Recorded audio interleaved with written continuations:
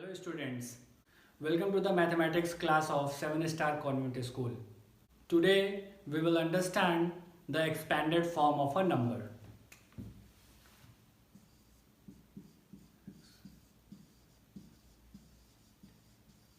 Expanded form of a number.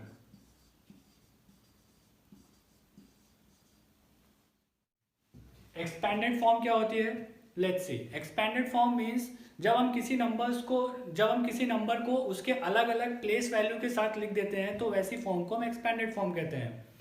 यानी अगर कोई नंबर है हमारे पास और उसकी अलग अलग कुछ प्लेस वैल्यू है, सभी प्लेस वैल्यू के साथ साथ उसको हम अलग अलग डिस्ट्रीब्यूट करके लिख देते हैं तो ऐसे नंबर्स को हम एक्सपेंडेड फॉर्म कहते हैं. सपोज हमारे पास लिखा हुआ है 572, यानी अगर इसको हम अलग अलग इसकी प्लेस वैल्यू के हिसाब से लिखे तो यानी ये हम लिख सकते हैं 5 इंटू 100, क्योंकि ये 100 की प्लेस वैल्यू में है 5 प्लस 7 इंटू 10 की प्लेस वैल्यू में 7 है और प्लस 2. तो ये हमारा हो जाएगा इस नंबर का एक्सपेंडेड फॉर्म. यानी सभी नंबर्स को हम अलग अलग करके उनकी प्लेस वैल्यू के साथ अगर हम लिख देते हैं तो वो कहलाता है expanded form. Okay, now let's see अगर बड़े बड़े नंबर्स को हम कैसे एक्सपेंडेड फॉर्म में लिखते हैं. सपोज हमारे पास कोई नंबर है 729624. अगर हमें इसे एक्सपेंडेड फॉर्म में लिखना है तो कैसे लिखेंगे? सबसे पहले हम इसकी प्लेस वैल्यू जानेंगे कि कौन सी प्लेस वैल्यू है. तो अगर हम यहाँ से काउंट करें 1s 10s 100 1000 10,000 लाख, यानी इसकी प्लेस वैल्यू जो है वो लाख के साथ है. यानी इस डिजिट को हम सबसे पहले सिंपली लिख देते हैं. डिजिट लिखने के बाद जितने भी बाकी के बचे हुए डिजिट हैं उतने इसको मल्टीप्लाई करते हैं 1 लगाने के बाद. जितने बचे हुए डिजिट हैं उसके उतने जीरो हम लगा देते हैं. यहाँ पे हो जाएगा 1 2 3 4 5 डिजिट हैं तो यानी यहाँ पे 5 0 3 4 5 0 लगा दिया.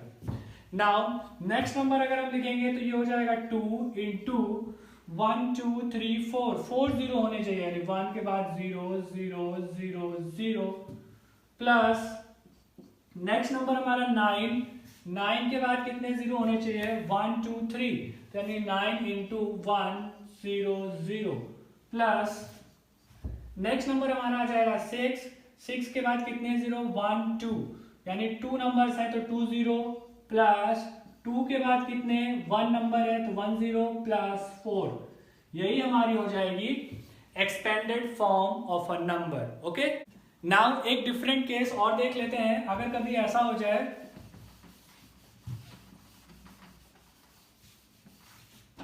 स्टूडेंट्स, अगर कभी ऐसा हो जाए कि नंबर लिखा हो 57209, तब हम इसको कैसे लिखेंगे?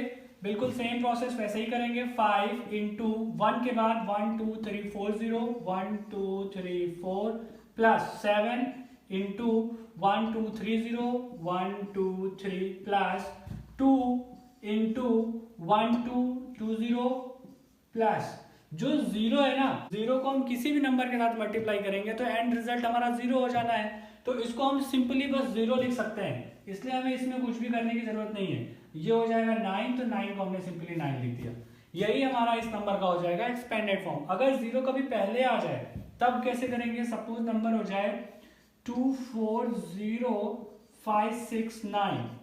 अब ये नंबर है, अगर इसमें हमारा जीरो मिड में आ गया तब हम कैसे करेंगे? तो तब भी यही प्रोसेस है. 2 into 1 0 0 0 0 0 plus 4 into 1 0 0 0 0 plus zero को हम सिंपली जीरो लिख देंगे. उसके बाद आगे के नंबर्स को हम आगे लिखना शुरू करेंगे. यानी 5 इंटू 1 0 0 प्लस 6 इंटू 1 0 प्लस 9.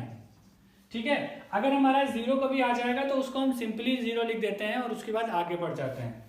कभी अगर ऐसा केस हो जाए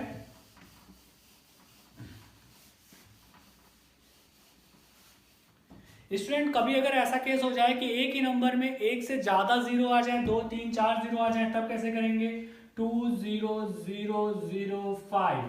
मान लो हमें ये लिखना हुआ तब हम कैसे करेंगे? तो बिल्कुल सिंपल सा प्रोसेस है. हम इसको लिखेंगे 2 इंटू 1 0 0 0 0. क्यों? 1 2 3 4 डिजिट है तो यानी 4 0 लगा दिया. प्लस इस वाले 0 की प्लेस वैल्यू के हिसाब से लिखेंगे 0, इसको लिखेंगे तो 0, इस वाले 0 को लिखेंगे 0, फिर इस 5 को लिखेंगे तो ये सिंपली 5 हो जाएगा। ठीक है, यानी जितने भी 0 हमारे नंबर के बीच में आएंगे वो सारे के सारे एक्सपेंडेड फॉर्म में भी 0 रह जाएंगे, और बाकी जो भी नंबर्स आएंगे उनको हम एक्सपेंडेड फॉर्म में करके लिख देंगे। ठीक है, कभी कभी क्वेश्चन ऐसे आ जाता है कि आपको एक्सपेंडेड फॉर्म दिया रहेगा और उससे आपको नंबर बनाना रहेगा, यानी एक्सपेंडेड फॉर्म को देख के आपको नंबर बनाना रहेगा। तो उस कंडीशन में आपको सिर्फ एक चीज याद रखनी होगी कि ये बाकी सब तो सेम है, लेकिन ये जो 0 है ना उनको वो हटा भी सकते हैं क्वेश्चन में। अगर वो क्वेश्चन में 0 हटा दे, मान लो सपोज ऐसे लिखा हो 2 × 1 0 0 0 0 +5, तो इसको अगर आपको नॉर्मल नंबर में लिखना होगा तो आपको सिंपली 2 को आपको लिखना है, उसके बाद जितने भी यहाँ पे 0 हैं इतने डिजिट इस नंबर में होने चाहिए, और 5 अकेला लिखा हुआ है तो यानी 5 वंस के प्लेस में है, तो 5 को हमने वंस के प्लेस में लगा दिया। उसके बाद 1 2 3 4 0 है, यानी 2 के बाद 4 डिजिट होने चाहिए, तो यानी 1 डिजिट ये हो गया, 2 3 4 डिजिट हो गए, यानी ये हमारा नंबर बन जाएगा 20005। ठीक है, तो कहने का मतलब है कि 0 जब कभी क्वेश्चन एक्सपेंडेड फॉर्म में लिखा होगा और आपको नॉर्मल फॉर्म में लिखना होगा तो उसमें से क्वेश्चन 0 को हटा भी देता है सिंपली, तो आप ना उससे समझ जाना कि बीच में अगर कोई प्लेस मिसिंग है तो यानी वहां पे 0 रहा होगा, और 0 लगा के आप इसको इजिली कर सकते हो। एक और एग्जांपल देख लेते हैं इसी का। सपोज अगर कभी लिखा है 5 × 1 0 0 0 + 2 × 1 0, सपोज लिखा हुआ है 5 × 1 0 0 0 × 2 × 1 0, तब आप कैसे करोगे? तो इसका मतलब है कि 5 आपको लिखना है, उसके बाद 5 के बाद 3 0 है, यानी 3 डिजिट्स होंगे, 3 डिजिट होंगे, लेकिन याद रखना अब ये 3 डिजिट आपके और होने हैं, लेकिन 2 के साथ 10 है, यानी 2 टेंस के प्लेस पे होगा, यानी 2 यहाँ पे आ जाएगा। अब बचे 2 डिजिट जो ब्लैंक हैं, यहाँ पे कुछ नहीं पता, तो ये 0 होंगे। ठीक है, तो यही हमारा नंबर हो जाएगा, यानी फाइनली हमारा नंबर हो जाएगा 5020। ठीक है, यही हमारा आंसर हो जाएगा। तो इस प्रकार से हम एक्सपेंडेड फॉर्म से नॉर्मल नंबर और नॉर्मल नंबर से एक्सपेंडेड फॉर्म में लिख सकते हैं। Okay,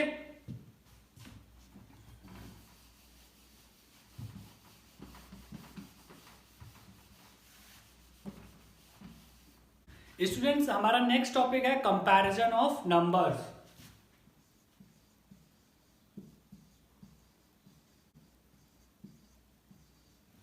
comparison of numbers.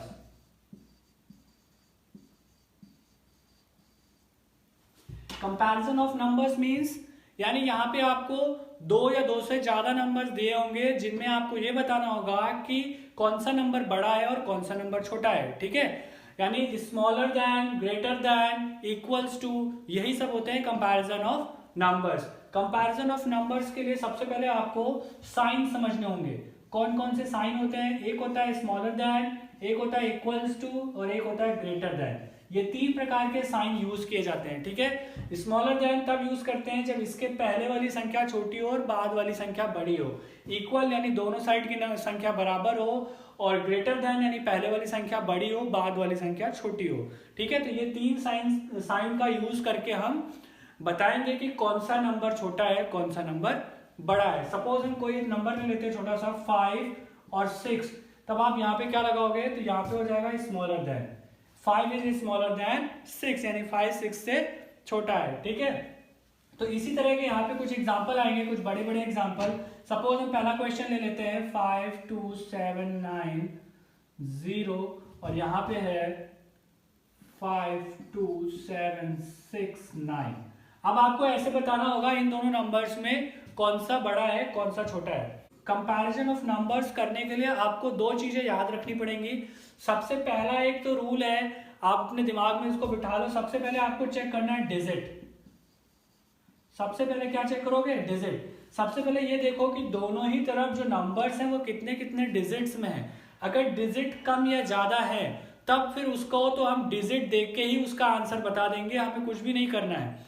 अगर दोनों साइड डिजिट बराबर होते हैं तब हम इसका जो है डिजिट, अगर दोनों साइड बराबर होते हैं तब हम एक एक करके नंबर्स को चेक करते हैं। जैसे आप इस वाले केस में देखेंगे तो इस वाले केस में हमारे पास सबसे पहले दोनों साइड डिजिट्स बराबर है, यानी डिजिट काउंट करेंगे 1 2 3 4 5, 1 2 3 4 5।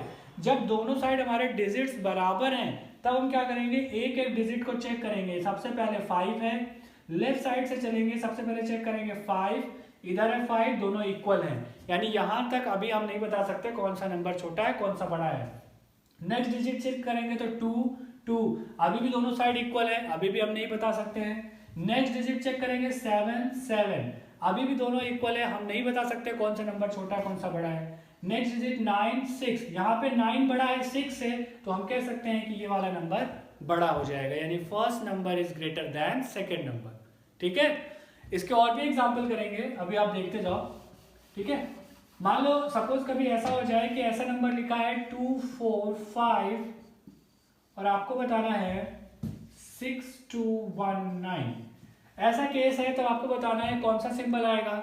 तो सिंपली सबसे पहला रूल मैंने जो आपको बताया, डिजिट चेक करो। जब आप डिजिट देखोगे 2 4 5 यानी 3 डिजिट है, 1 2 3, इधर आप देखोगे तो 4 डिजिट है, 1 2 3 4। अगर एक साइड 3 डिजिट और एक साइड 4 डिजिट है तो सिंपली 4 डिजिट वाला नंबर ऑटोमेटिकली बड़ा हो जाएगा, यानी यहाँ पे सिंबल आ जाएगा ग्रेटर देन का। ठीक है, इसमें कुछ नहीं करना, जब डिजिट अगर हमारे कम या ज्यादा है तो डिजिट जिसमें ज्यादा है वो नंबर हमारा बड़ा हो जाएगा। ठीक है, चलो एक नेक्स्ट क्वेश्चन ले लेते हैं। सपोज यहाँ पे है 9 9 9 9 और आपको बताना है 1 0 0 0 1। इन दोनों में से कौन सा बड़ा है कौन सा छोटा है, तो आप सिंपली देखो, ये है 1 2 3 4 डिजिट का नंबर, ये 1 2 3 4 5 डिजिट का नंबर। तो आपको कुछ आगे देखना ही नहीं है, सीधे सिंपल एक सिंबल लगा दो स्मॉलर देन का, यानी 9999 ये स्मॉलर देन होगा इससे, क्योंकि इसके पास 4 डिजिट हैं और नेक्स्ट वाले नंबर के पास 5 डिजिट है। ओके,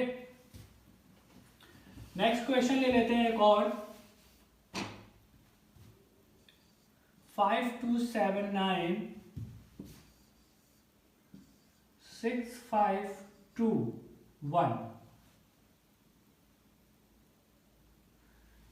सिंपली पहले हमने इसको चेक करेंगे। सबसे पहले क्या चेक करेंगे, सबसे पहले देखेंगे डिजिट रूल। डिजिट रूल हमने देखा 1 2 3 4 डिजिट इधर है, 1 2 3 4 डिजिट इधर है, दोनों तरफ 4 4 डिजिट है, तो यानी सिंपल सी बात है। अब हम इसमें 1 1 डिजिट करके चेक करेंगे। पहला डिजिट चेक किया 5, यहाँ 6, पहले डिजिट में हमें पता चल गया कि ये वाला नंबर बड़ा है, तो ये स्मॉलर देन का सिंबल लगा देंगे, यानी ये नंबर हमारा बड़ा हो जाएगा इस वाले नंबर से। ओके, ठीक है, चलो नेक्स्ट नंबर देख लेते हैं। अगर कभी लिखा हुआ है 5 5 5 5 और आपको इसको कंपेयर करना है 5 5 0 5, अब आप कैसे कंपेयर करोगे, सिंपल सी चीज है। फिर से हम सबसे पहले डिजिट रूल लगाएंगे। डिजिट रूल देखेंगे 1 2 3 4 डिजिट, 1 2 3 4 डिजिट, यानी डिजिट हमारे बराबर है, डिजिट से हमें नहीं पता चलेगा। तो अब हम एक एक करके नंबर चेक करेंगे। सबसे पहला नंबर 5, इसका पहला नंबर 5, यानी केवल 5 को देख के आप नहीं बता सकते कि दोनों में से कौन सा छोटा है कौन सा बड़ा है, यानी हम अगला नंबर चेक करेंगे। The next number is 5 and here also 5, अभी भी हम नहीं बता सकते, तो नेक्स्ट नंबर चेक करेंगे। इट इज 5 हियर 0, यानी ये 5 है ये 0 है, यानी ये नंबर बड़ा हो जाएगा, यानी हम यहाँ पे ग्रेटर देन का सिंबल लगा देंगे, यानी 5 5 5 5 इज ग्रेटर देन 5 5 0 5। ठीक है,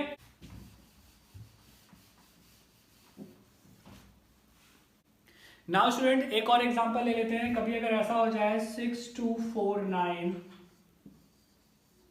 और यहां हो जाए 0 0 6 2 4 9, ऐसे क्वेश्चन में हम क्या करेंगे, सबसे पहले ऐसे क्वेश्चन में हम डिजिट चेक करते हैं। जैसा कि मैंने आपको बताया, अगर आप इसमें डिजिट देखोगे तो 1 2 3 4 डिजिट है, और इधर आप देखोगे तो 1 2 3 4 5 6 डिजिट है। लेकिन 6 डिजिट तो हैं, लेकिन आप मुझे ये बताओ, क्या किसी नंबर के पहले लिखे हुए 0 की कोई वैल्यू होती है? वैल्यू नहीं होती है इसके पहले लिखे हुए 0 की। तो इस 0 को सिर्फ आपको कंफ्यूज करने के लिए लिखा जाता है। आप कंफ्यूज हो जाओ कि इसमें ज्यादा डिजिट है, एक्चुअली ऐसा नहीं है, इस 0 की कोई वैल्यू होती ही नहीं है, यानी इसको हम सिंपली लिख सकते हैं 6 2 4 9, और ये वाला नंबर भी, ये 0 और ये 0, चूंकि नंबर के पहले के 0 की कोई वैल्यू नहीं होती, तो इसको अगर हम सिंपल फॉर्म में लिखेंगे तो ये हो जाएगा 6 2 4 9, यानी कि इस 0 की कोई वैल्यू ही नहीं है। आपको क्वेश्चन में इसलिए दिया जाता है ताकि आप कंफ्यूज हो जाओ कि इसमें ज्यादा डिजिट है, लेकिन एक्चुअली इसमें ज्यादा डिजिट नहीं है, डिजिट दोनों तरफ सेम है। दोनों तरफ जब सेम डिजिट है तब हम इसमें 1 by 1 नंबर्स चेक करेंगे, ठीक है। इसके नंबर्स चेक करेंगे तो हो जाएगा 6, ये हो जाएगा 6 यानी अभी इक्वल है। सेकेंड नंबर देखेंगे ये 2, ये भी 2 अभी भी इक्वल है, यानी आगे चेक करेंगे ये 4, ये 4 अभी भी इक्वल है। नेक्स्ट नंबर चेक करेंगे ये 9, ये भी 9 अभी भी इक्वल है, यानी हमने इसके सारे डिजिट्स को चेक कर लिया, इधर भी सारे डिजिट्स को चेक कर लिया। अब कोई अगला नंबर नहीं है चेक करने के लिए, और तब भी दोनों साइड के नंबर इक्वल आ रहे हैं, तो हम यहाँ पे लगा देंगे इक्वल टू का सिंबल, यानी ये नंबर इस नंबर के साथ इक्वल होगा, ठीक है। ध्यान रखने वाली बात इतनी है कि कभी कभी डिजिट को बढ़ाने के लिए क्वेश्चन में 0 को पहले लगा देंगे, तो आपको ये देखना पड़ेगा पहले वाले 0 की कोई वैल्यू नहीं होती। अगर 0 बाद में लगे होते तो हम डिजिट में काउंट करते, लेकिन नंबर के पहले जो 0 लगे होते हैं इनकी कोई वैल्यू नहीं होती है, इस वजह से ये हमारा आंसर हो जाएगा इक्वल टू का, ठीक है। यानी अगर किसी नंबर के पहले 0 लगे हैं तो उन 0 को हटा के हम अपने क्वेश्चन को करेंगे। ओके स्टूडेंट्स, आई होप आपको ये टॉपिक समझ में आ गया होगा, but if you have still any problem then you can tell me. Okay, thank you.